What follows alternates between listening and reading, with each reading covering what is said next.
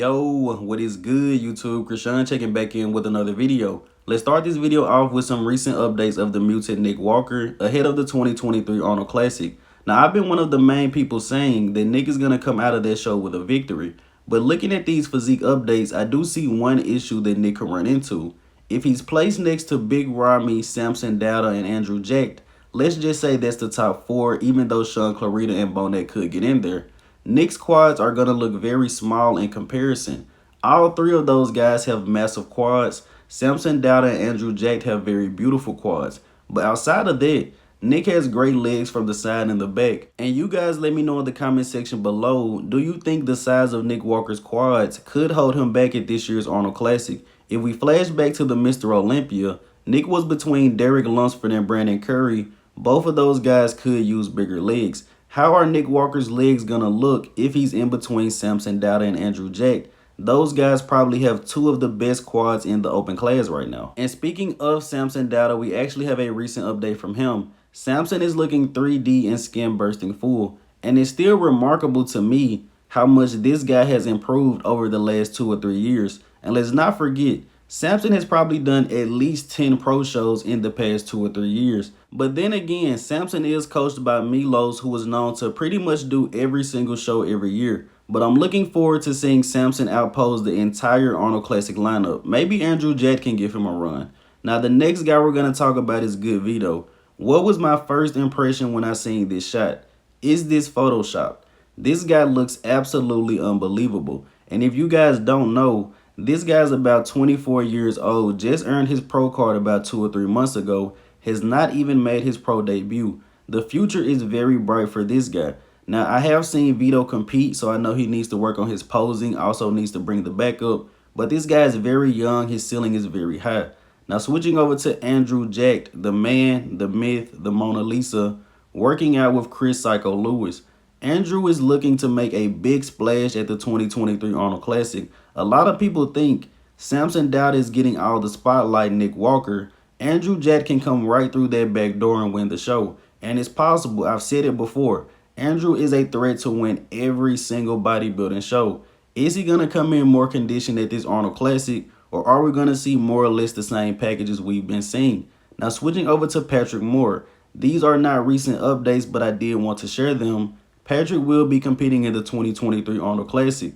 Is it possible that he gets into that top 4, top 5? And I'm really looking forward to seeing the package that Patrick brings to the stage. He has a very aesthetic physique, and it seems like aesthetics are on the rise in the men's open division. But realistically, Patrick is coming off a very serious Achilles injury, and he also hasn't competed in a while. When guys don't do shows for a while, they tend to have trouble peaking, but I'm hoping for the best.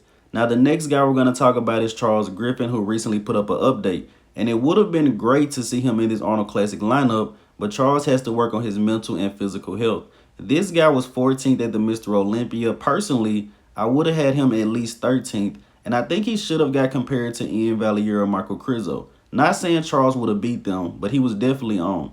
Now, the next guy we're going to talk about is Quinton Eriya. Quinton and Charles Griffen are both coached by Matt Jansen, and I'm sure we're all looking forward to seeing the work that Quint and Matt are going to do. I've been trying to get Quint to hop into the New York Pro, but it seems like he really doesn't want to compete until 2024. Quint doesn't want to hop on a stage until he's ready to absolutely dominate. He knows he has the genetics, he has the posing, the conditioning. All he needs is a little bit more size. Now, switching over to Kalecinski and Nathan DeAsha.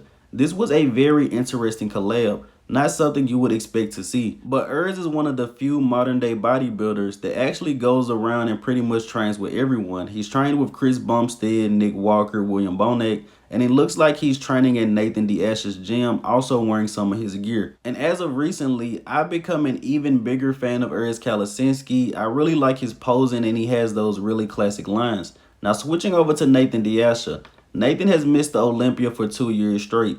Last year, I believe he suffered a bicep injury, didn't think he needed surgery, went on a couple more weeks and ended up needing surgery. So this year, I think Nathan DeAsha really has to make a splash. He has to win some pro shows over in the USA. We know how the UK shows can be a little bit easier, and Nathan needs to get to the Olympia.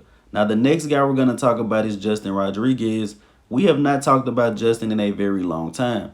And that's because everyone pretty much says the same thing. Justin's physique looks tired, and pretty much the entire bodybuilding world thinks he needs to rest. Now, no hate towards Justin, but I don't think he's had a great showing since last year's Boston Pro, and he's done about 4 shows since then. But I can't knock a man for wanting to go out and make money. But you guys know, we all talk about Justin Rodriguez. It's pretty much the same thing. But who knows? Historically, Justin does do very well in Arnold Classic competitions. Now, the next guy we're going to talk about is Kamal Elgargni, who is 5 weeks out. Let me know in the comment section below, where do you guys have Kamal placing in this Arnold Classic lineup? Can he crack that top 4, top 5? He does have a crazy level of conditioning, and we do know a few guys in this lineup struggle with getting in shape. I'm excited to see this show, man. It's going to be a pretty good one. Now, next we're going to talk about Seth Feroce, a retired 212 bodybuilder.